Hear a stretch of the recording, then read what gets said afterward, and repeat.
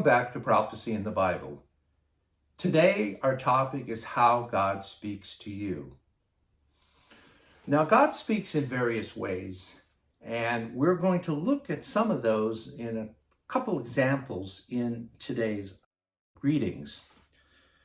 We are going to turn first to the first book of Samuel, and we're going to be reading from verse 2 of chapter 1 all the way through verse 20. So let's go ahead and do that. Now he, and the he they're referring to is Elkanah, he had two wives. One was called Hannah and the other Peninnah. Peninnah had children, but Hannah had none. Year after year, this man went up from his town to worship and sacrifice to the Lord Almighty at Shiloh, where Hophni and Phinehas, the two sons of Eli, were priests of the Lord. Whenever the day came for Elkanah to sacrifice, he would give portions of the meat to his wife Peninnah and to all her sons and daughters. But to Hannah he gave a double portion, because he loved her, and the Lord had closed her womb. And because the Lord had closed her womb, her rival kept provoking her in order to irritate her. This went on year after year whenever Hannah went up to the house of the Lord. Her rival provoked her till she wept and would not eat. Elkanah, her husband, would say to her, "Hannah, why are you weeping? Why don't you eat? Why are you downhearted? Don't I mean more to you than 10 sons?" Once, when they had finished eating and drinking in Shiloh, Hannah stood up. Now Eli the priest was sitting on a chair by the doorpost of the Lord's temple. In bitterness of soul, Hannah wept much and prayed to the Lord, and she made a vow, saying, "O Lord Almighty, if you will only look upon your servant's misery and remember me, and not forget your servant, but give her a son, then I will give him to the Lord for all the days of his life, and no razor will ever be used on his head." So we have here Hannah making a pledge to dedicate her son to the service of the Lord, and he will do so as a Nazirite. Verse 12. As she kept on praying to the Lord, Eli observed her mouth. Hannah was praying in her heart, and her lips were moving, but her voice was not heard. Eli thought that she was drunk and said to her, "How long will you keep on getting drunk? Get rid of your wine." "Not so, my lord," Hannah replied. "I am a woman who is deeply troubled. I have not been drinking wine or beer. I was pouring out my soul to the Lord. Do not take your servant for a wicked woman. I have been praying here out of my great anguish and grief." Eli answered, "Go in peace, and may the God of Israel grant you what you have asked of him." She said, "May your servant find favor in your eyes." Then she went her way and ate something, and her face was no longer downcast. Early the next morning they arose and worshipped before the Lord, and then went back to their home in Ramah. Elkanah lay with Hannah his wife, and the Lord remembered her. So in the course of time Hannah conceived and gave birth to a son. She named him Samuel, saying, "Because I asked the Lord for him." Now you just have to reflect back on the many miraculous births that we had seen throughout the Bible. We have to think of John the Baptist, who was late in life for both his parents, that they were well over the childbearing ages, and so indeed that was miraculous. We also, of course, have to think of Samson and his birth, and that too was very miraculous. So we know that whenever there is a miraculous birth, that God has something very special for that particular child to do. And of course, you only have to think of Jesus's miraculous birth to confirm that fact as well. And if you were to read further, you would see what special things God had in mind for Samuel. Now, next, what I'd like to do is I'd like to go ahead and take a look at 1 Samuel 3, 1:10. So we'll just have to move over a couple chapters here and take a look at chapter 3. And as I mentioned, we'll begin in verse 1 and go all the way through verse 10. Now the boy Samuel ministered before the Lord under Eli. In those days, the word of the Lord was rare. There were not many visions. And of course, there were not many visions because of the fact that his two sons, Hophni and Phinehas, were very evil priests, that they utilized their position to get many gains in the temple itself from the people. They misused their ministry. And God, of course, would not honor them with his presence.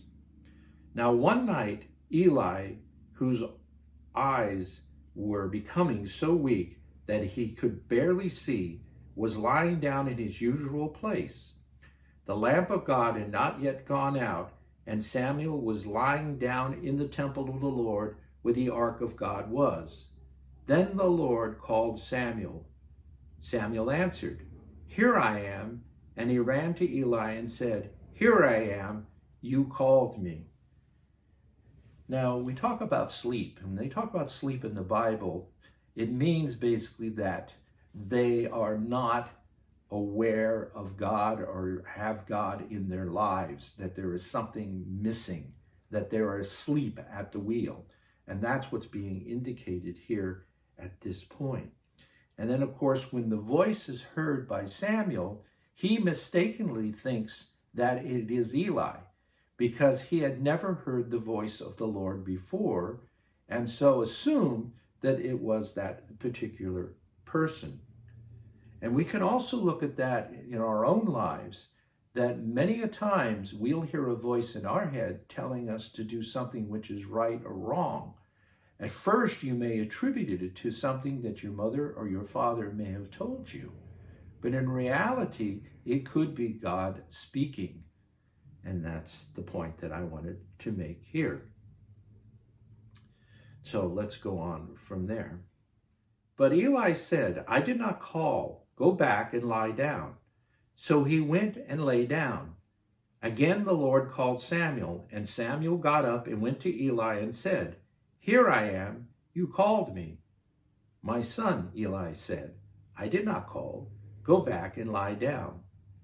Now Samuel did not yet know the Lord. The word of the Lord had not yet been revealed to him. Verse 8.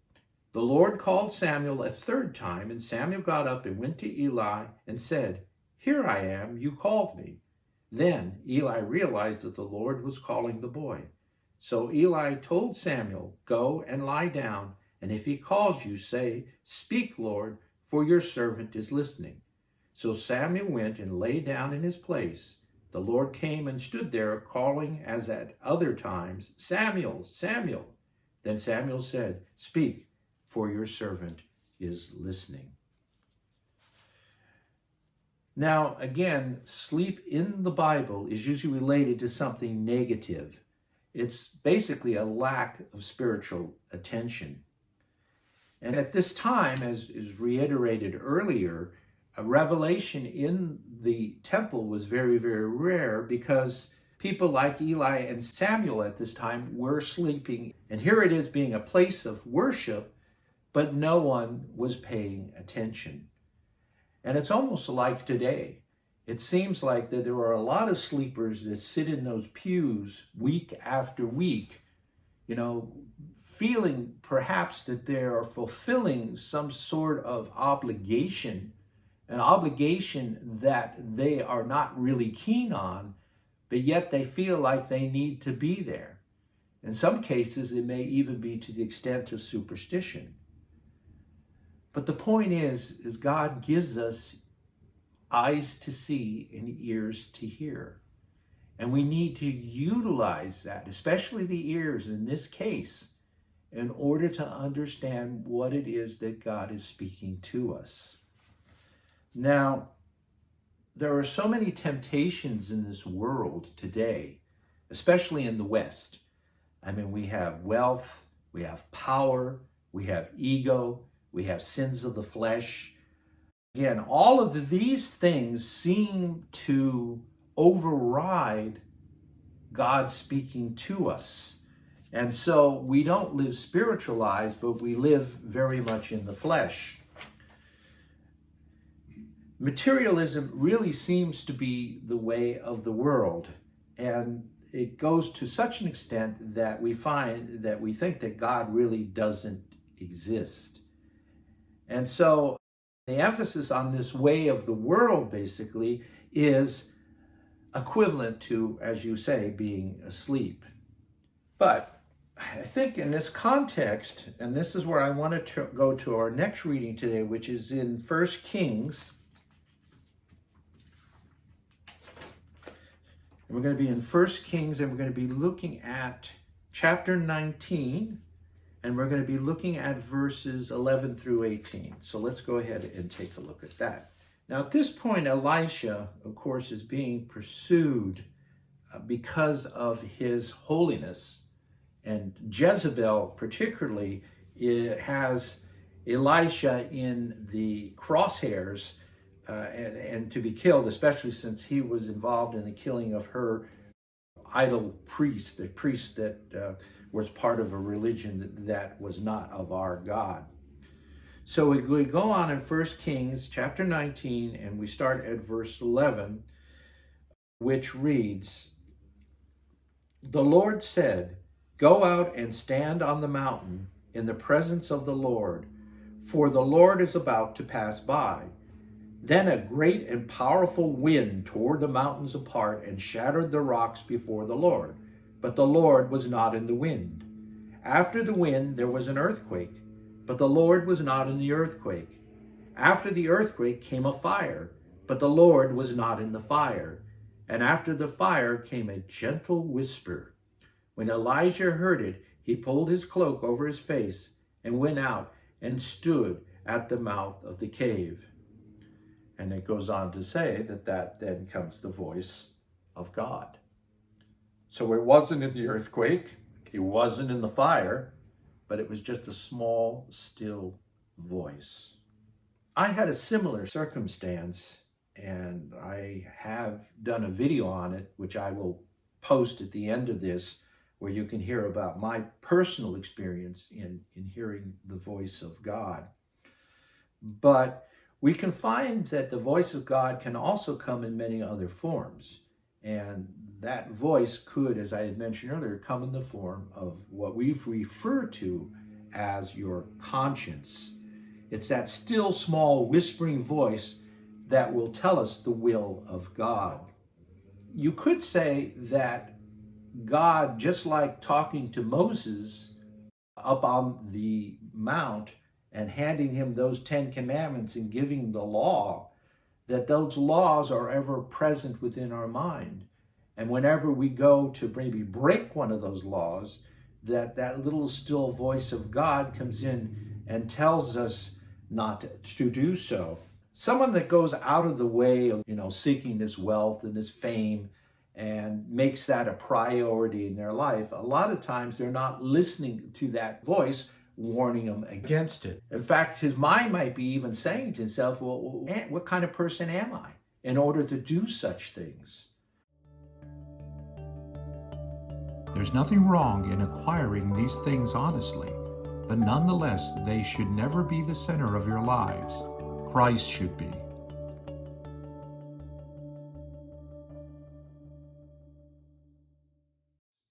And we have that little tiny voice. Now, if you ignore that particular voice, two things can happen. Well, one thing is, of course, is that you're going to find that your voice had warned you against something, and for a good reason, for your own good.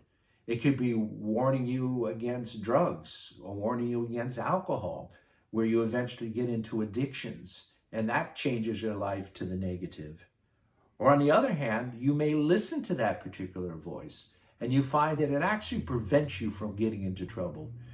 Maybe you had a father that warned you not to go to a party, and you decided not to go to that party because you felt, because God told you to obey your parents, that you should not go. And you find out that that party was raided by the police, and that a lot of those children that were there because there was perhaps drug use, that their whole lives would be ruined. So that voice that we hear, that small little tiny voice, is God speaking to us, telling us to do what is right.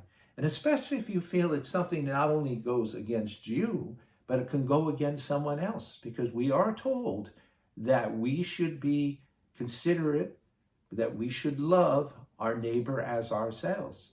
So if something we're going to do is going to hurt somebody, then obviously that's going against God's rule as well too. Getting back to this story of Samuel, Eli gives some very, very good advice to Samuel, where he says, "Here I am, Lord."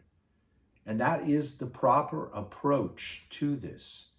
That whenever you hear that tiny voice, you say, "Here I am, Lord," and open those ears so you can hear what it is that he has to say, because I can guarantee you it would be very, very good advice.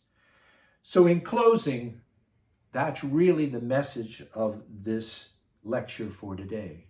And that is that we need to keep our ears open to hear the word of God, and then prepare ourselves to obey what it is that he is asking of us. Therefore, I ask that you please always keep your ears open to hear that word of God and follow it and make your lives much better in the long run. So thank you very much. I hope to see you soon, and God bless.